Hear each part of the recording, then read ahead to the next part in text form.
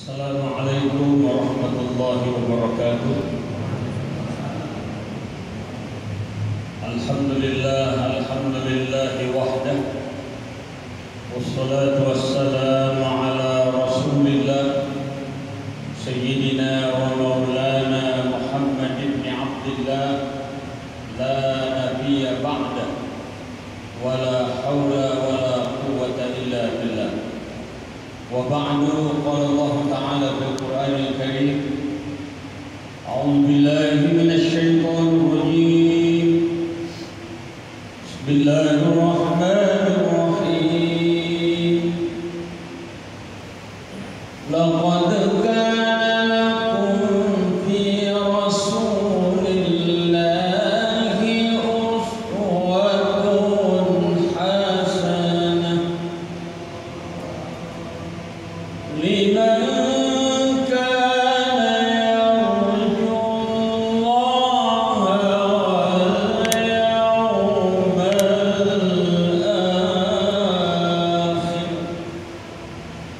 wal yawmal akhir wa dhakara Allaha katsira.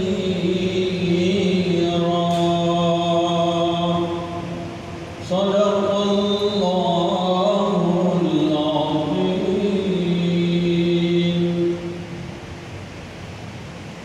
Yang kita hormati Bang Buyung beserta teteh Iin dan keluarga besarnya, para guru kanan kiri, para asatidz, bapak-bapak, ibu-ibu, khusus Pak Ustaz MC Ustaz Kamaludin. Pertama-tama marilah kita panjatkan puji dan syukur kehadirat Allah Subhanahu wa taala. Alhamdulillah, malam hari ini kita bisa hadir bersilaturahim, melaksanakan sholat maghrib, mendengarkan tausiah, dan kita akhiri dengan sholat isya berjamaah. Salawat dan salam kita sampaikan kepada Nabi kita Muhammad Sallallahu Alaihi Wasallam, keluarganya, sahabat-sahabatnya, dan seluruh pengikutnya. Alhamdulillah, saya diberi kesempatan malam ini. Beberapa waktu yang lalu saya bicara tentang ito, iman, takwa, dan optimis. Malam ini saya bicara tentang 3 K. K yang pertama adalah keikhlasan, K yang kedua adalah kesabaran, dan K yang ketiga adalah ketegaran. Di awal saya baca surat Al-Ahzab. Surat ini sering dibaca ketika memperingati Maulid Nabi, karena kebetulan malam ini kita berada pada tanggal 1 Rabiul Awal. Kita sekarang sudah masuk tanggal 1 Rabiul Awal. Saya masih ingat beberapa waktu yang lalu, setiap tanggal 1 Rabiul Awal di kediaman Kiai Idham Khalid selalu diadakan peringatan Maulid Nabi tanggal 1 Rabiul Awal dan seterusnya. Bapak Ibu hadirin yang saya hormati, setiap bulan Rabiul Awal diperingati oleh umat Islam untuk mengambil hikmah, mengambil pelajaran dari keteladanan Nabi kita Muhammad Sallallahu Alaihi Wasallam. Saya masih ingat beberapa waktu yang lalu, memperingati Maulid itu menjadi wajib hukum. Makanya peringatan Maulid dari RT sampai istana diperingati. Bahkan jadi wajib. Kalau udah wajib kan berarti kalau kagak ngadain haram hukumnya, dosa. Makanya kita alhamdulillah bulan Maulid, Ustaz itu Masya Allah simatupang, udah siang malam tunggu panggilan. Ya mungkin karena situasi sekarang udah COVID, udah dari tahun 2020 kan sampai Ya kita sudah, alhamdulillah, edaran sudah ada, bahkan softnya nggak usah dijarahin lagi, udah boleh di PPT, tapi tetap mengacu kepada protokol kesehatan. Bahkan kita juga ya berharap pandemi ini nanti jadi endemi dan kemudian COVID ini bersahabat dengan kita. Jadi nanti COVID ini ya seperti influenza, seperti penyakit-penyakit yang lain, dan ada obat. Amin ya rabbal alamin. Kita kan kangen juga gitu. Kangen untuk silaturahim, untuk cipika-cipiki kan. Itu bagaimana ngariung makan satu nampan kadang-kadang berapa orang itu. Ya mudah-mudahan kita berharap. Bapak dan ibu-ibu sekalian yang saya hormati, karena ada ibu-ibu juga, bahkan ada ibu yang mendengar ini. 3K yang tadi saya sampaikan, kalau Pak Dr. Nur Alam kan kemarin 5, cuman ya, baru dibahas 3 tinggal 2. Jadi saya kurangi jadi 3. Jadi 3K yang pertama itu adalah keikhlasan. Ya ketika kita bicara ikhlas, memang ikhlas itu ngomongnya gampang, tapi pengamalannya susah. Ya deh, gue ikhlas deh. Ditaruh di Mabes kan waktu itu. Ya karena saya memang di Mabes. Tapi kadang-kadang masih kasar kusut juga. Berusaha bagaimana supaya bisa ke wilayah, bisa mendapatkan jabatan yang lebih bagus. Ikhlas hati kita. Itulah yang kita bilang tadi. Ngomongnya ikhlas itu gampang, tapi melaksanakannya, mengaplikasikannya yang susah. Apa sih sebenarnya sosok yang bisa kita lihat dari keikhlasan Nabi kita Muhammad Sallallahu Alaihi Wasallam? Beliau belum jadi nabi. Kita tahu kan beliau ini udah mendapatkan gelar Al-Amin, ya kan? Al-Amin artinya orang yang dipercaya. Saya masih ingat tausiah Kiai Haji Ahya atau Kiai Haji Manado. Kalau Nabi Muhammad Al-Amin, kalau di Indonesia Al-Amin di penjara. Kan ada anggota dewan namanya Al-Amin. Ya, itu saya ingat Kiai Haji Manado sama Kiai Haji Ahya jarang. Bahkan ada penyanyi Kristina kan bagaimana beliau sampai nyanyi itu kontakan untuk mendapatkan Al-Amin. Tapi begitu Al-Amin bermasalah, udah juga. Jadi Bapak Ibu saudara meminta maaf. Jangan-jangan saya bikin BAP berita aja.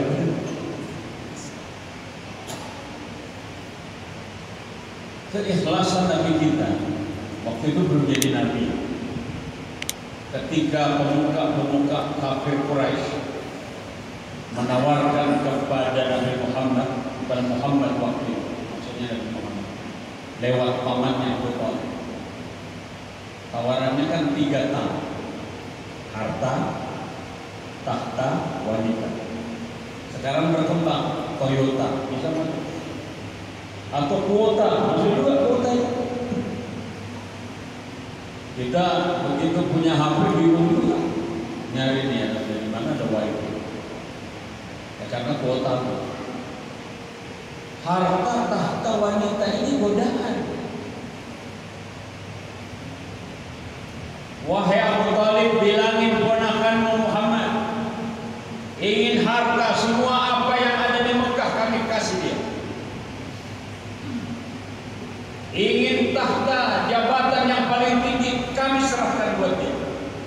Ingin wanita-wanita yang paling cakep di Mekah buat dia.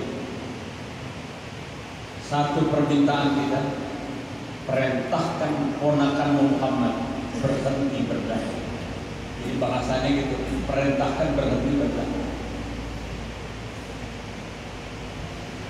Ketika Abu Thalib menyampaikan, Ya beliau dengan lantang mengatakan, wallahi ya ammi, demi Allah wahai paman, jangankan harta tahta wanita, law wada syamsa fi yamin. Mereka mampu, mereka ini orang-orang kafir Quraisy mampu meletakkan matahari di tangan kananku, wal qamar fi yasari, dan bulan di tangan kiri. Ala an atruka hadzal amra ma taraktu, agar aku berhenti berdakwah, tidak akan pernah aku tinggalkan. Bahkan kelanjutannya, biarlah aku hancur atau Allah memberikan kemenangan kepada agama yang aku bawa. Ini tantangan bapak-bapak itu. Sekarang fakta di lapangan itu terjadi. Gara-gara harta, coba lihat sekarang. Betapa banyak orang yang dipenjara karena harta. Bicara harta, orang bicara fulus. Ada fulus, nggak ada fulus, mampus. Al-fulus. Makanya al-fulus menjadi duit. Oleh Laros itu udah almarhum. Beliau pernah mengartikan duit itu, duit arti positif, arti negatif. Duit arti positif, D-nya doa, itu kata Laros. Dengan duit banyak berdoa, ya Allah, mudah-mudahan dengan duit ini aku bisa berbuat yang terbaik, beramal, berinfak, bersedekah yang terbaik. Ya, karena nanti kan pada akhirnya dia yang akan menolong kita. D-nya doa, U-nya usaha. Dengan duit mungkin dia bantu usaha orang lain. Makanya kan ada program dompet doa apa itu. Ini bisa jadi usaha itu. Memberikan bantuan kepada orang-orang yang secara materi dhaif, doa lemah, tapi fisiknya masih kuat. Mereka diberi modal, jual nasi uduk, jual bonsai, lontong sayur, dan seterusnya gitu. Nah, nanti uang itu dikembalikan di sisi. Nanti kalau udah lunas diberikan lagi kepada yang itu upaya usaha. I-nya ikhtiar. T-nya apa? Tawakal. Duit arti positif. Tapi duit arti negatif bisa juga. D-nya dosa. Orang kalau mau berbuat dosa karena duit gampang sekali. Malah mohon maaf Bapak Ibu Saudara, prostitusi sekarang udah terang-terangan melalui online. Kadang-kadang lewat HP kita pura-pura salah sambung, nyambung. Kopi udara, lama-lama kopi darah. Kenapa? Ada buku yang ditulis oleh Muammar, bukan Muammar Zainal. Bagaimana kehidupan malam di Jakarta. Jadi digambarkan oleh beliau itu sekarang ini di Jakarta, di ibu kota, dulu di sudut Komplek. Gak tahu kalau sekarang masih ada apa itu. Itu ada mobil berjalan. Dari dalam mobil bisa lihat yang di luar, tapi yang dari luar nggak bisa lihat. Apa yang terjadi di dalam? Ya itulah mungkin hubungan antara laki-laki dengan wanita. Ini terjadi karena duit. Orang kalau dengan duit bisa berbuat dosa. Punya urakan, dengan duit banyak urakan. I-nya impian, mimpi, fly on the sky. Makanya sekarang banyak yang narkotika kan. Duit banyak, suami ganteng, apa-apa tinggal istilahnya makan tinggal makan apa aja. Tapi stres juga. Hanya lari ke dunia narkotika. Sampai-sampai teman-teman di BNN itu mengatakan sekarang udah mendekati 7 juta penggunanya. Makanya lapas pun kewalahan. Yang mohon maaf, kemarin kan ada kebakaran di Tangerang. Berapa banyak yang meninggal narkotika? Ya kemudian Polda telah menyelidiki dan kemudian siapa tersangka. Bahkan sekarang ada usaha bahwa orang nggak usah ditahan, dibina aja. Ya dibina beneran, bukan dibina sangkan, bukan? Dibina yang kemudian yang ada dengan melakukan pengobatan dan seterusnya, karena udah terlalu apa istilahnya perlu. Nah, bapak-bapak, saudara-saudara, ini impian, T-nya tipuan. Karena banyak, gara-gara duit banyak, bingung mau digunakan untuk apa. Lalu kemudian ada tawaran untuk warisan, akhirnya ya kabur, udah megang uang orang lalu kabur. Gampang, pasang badan, tahan, dan seterusnya. Jadi bapak-bapak, saudara-saudara, itu harta banyak. Anggota dewan gara-gara harta masuk penjara, dia harus belum lagi yang namanya apa? Harta, jabatan, pangkat.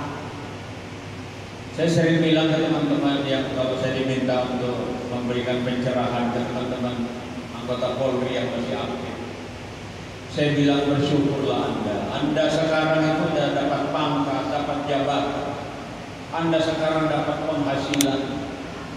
Bersyukurlah, saya bilang, lakukan tugasmu dengan baik.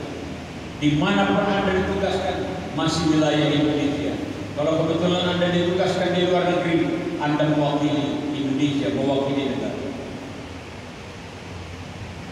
Jadi jangan banyak ya, walaupun terus terang aja bapak-bapak dan saudara, banyak anggota-anggota kita di lapangan juga yang tergoda ya, tergoda harta, tergoda pangkat dan seterusnya, dan ini dan seterusnya, lalu kemudian dia dipecat tidak dengan hormat. Ada, tapi diakui oleh pimpinan. Bahkan saya sendiri dalam melakukan penelitian itu dari 2010 sampai 2015 banyak anggota-anggota kita yang seperti itu. Ya tapi memang apa ya? Ya persentasinya itu kan ibaratnya memang dibanding dengan anggota-anggota kita yang baik masih banyak. Jadi karena itu inilah yang kita sampaikan bahwa betapa yang namanya harta, tahta dan wanita itu. Kalau wanita kan godaannya juga pria. Godaannya pria ya laki-laki, godaan laki-laki ya wanita. Tapi kembali apa yang bisa kita lihat? Rasulullah itu kan ikhlas. Ada nilai keikhlasan. Jadi beliau kan mengatakan tadi, wallahi ya ami, demi Allah wahai paman, jangankan harta tahta wanita, mereka mampu meletakkan matahari di tangan kanan dan bulan di tangan kiriku agar aku berdakwah, tidak akan aku tinggal. Nah ini kan bisa kita menjadi contoh. Apa yang kita lakukan malam hari ini kan adalah bagian dari mengingatkan kita bagaimana Rasulullah sebagai sosok, sebagai uswatun hasanah, sebagai teladan dalam kehidupan kita, yang nanti pada hari kiamat kita mengharapkan apa? Syafaat dari beliau. Nah hal-hal seperti ini yang mengajarkan kepada kita untuk perlunya membangun nilai sebuah keikhlasan. Dan ini juga yang kita bilang kepada pasangan kita. Pasangan kita bilang Umi atau Mama, sekarang Papa atau Abi tidak lagi aktif seperti dulu. Umi atau Mama harus menerima fakta kenyataan, menerima uang seperti ini. Kan saya bilang ke teman-teman beliau, apalagi kepada istri-istrinya, saya bilang, bersyukur Anda masih terima beberapa amplop, saya bilang. Tapi nanti kalau dapat duit cuma satu amplop. Dan ya kalau waktu masih aktif kan alhamdulillah bisa menerima sekian. Tapi kalau udah pendek, ya kita menerima 4, sekian kan alhamdulillah.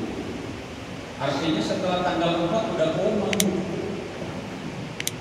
Tapi ya kembali, jadi harus ikhlas. Jadi membangun sebuah keikhlasan. Kemudian yang kedua, yang kedua ini adalah kesabaran. Saya pernah bilang, mungkin mohon maaf barangkali ada di tempat lain, saya bilang, sebelum Anda bersabar itu harus bersyukur dulu. Karena ternyata level kesabaran itu tinggi juga dalam dunia tasawuf. Makanya para nabi kan diuji dengan kesabaran. Bagaimana kalau kita lihat siapa sosok Nabi Ibrahim alaihissalam, bagaimana kesabaran beliau meninggalkan istri, meninggalkan anaknya kan? kemudian sang istri berlari mencari air kan untuk putranya, yang kemudian diabadikan ketika kita melaksanakan umrah atau haji. Di mana? Di sa'i Safa Marwah.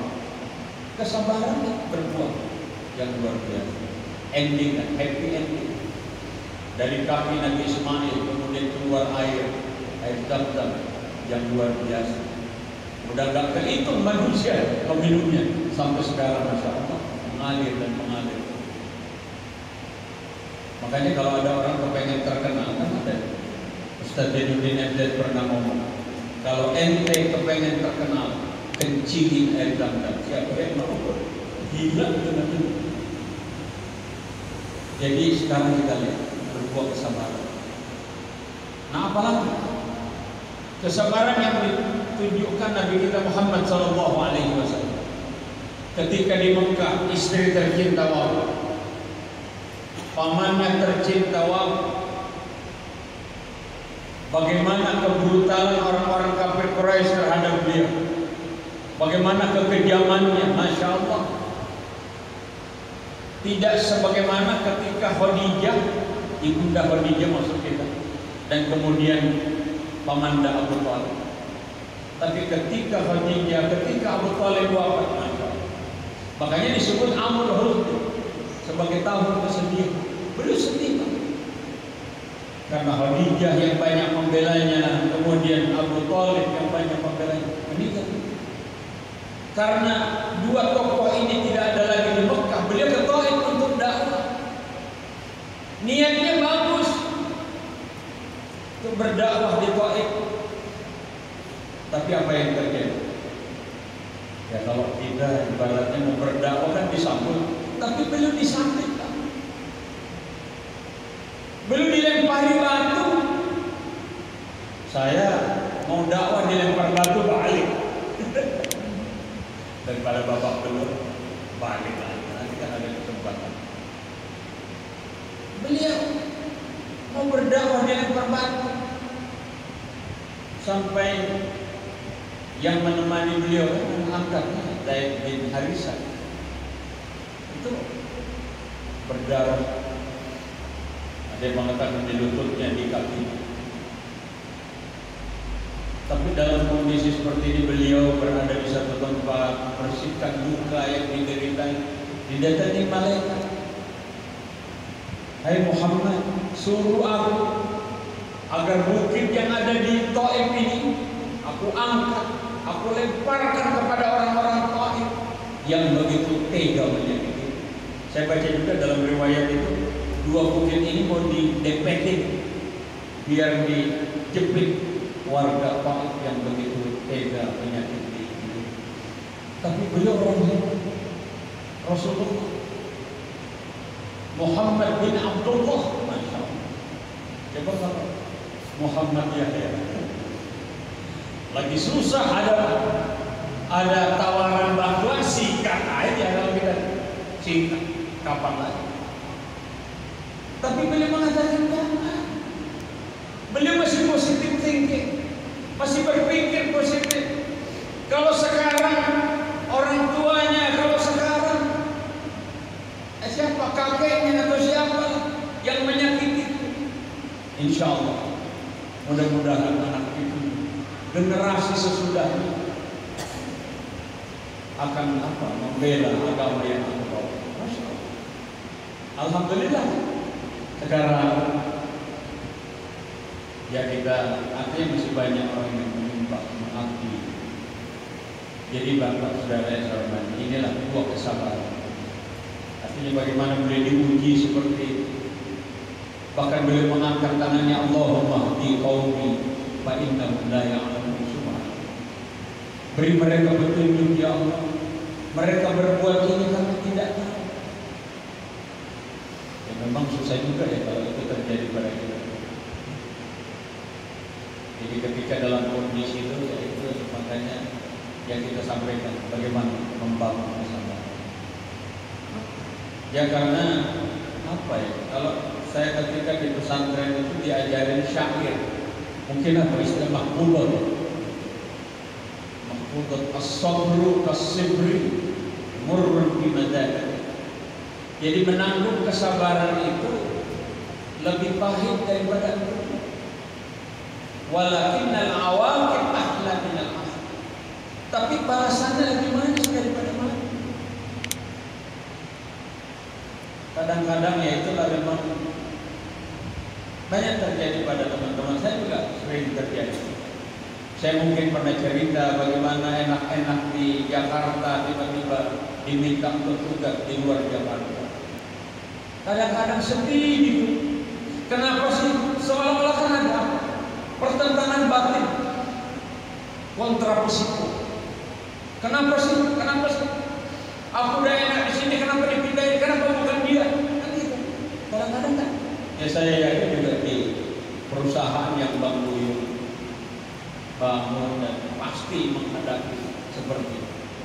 Saya sering berpikir sepertinya, sering mengatakan ke teman-teman bahwa sampai kiamat akan ada karakter-karakter seperti karakter Abu Bakar, karakter orang yang sopan, yang santun, tapi juga nanti akan ada karakter Abu Lahab, orang-orang yang memang tidak senang. Sama dengan kita, nggak semuanya lah orang senang. Kalau semua kita kepengen nyenengin orang, ya enggak.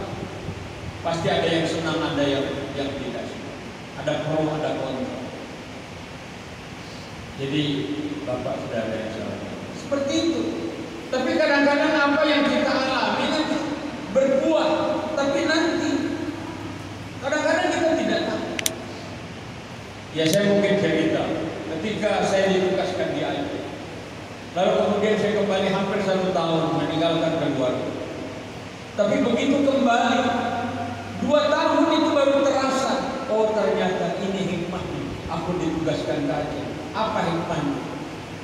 Ketika pangkat kapten menjadi mayor harus sekolah. Persyaratan sekolah itu Masya Allah ketat juga. Orang-orang pilihan, kuotanya terbatas.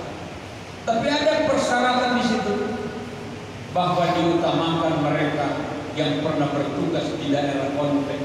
Waktu itu kan daerah konflik ya Ambon, ya Poso, ya Aceh kan waktu itu. Ya kebetulan karena pernah tugas di Aceh, udah masuk, diberikan kemudahan, tidak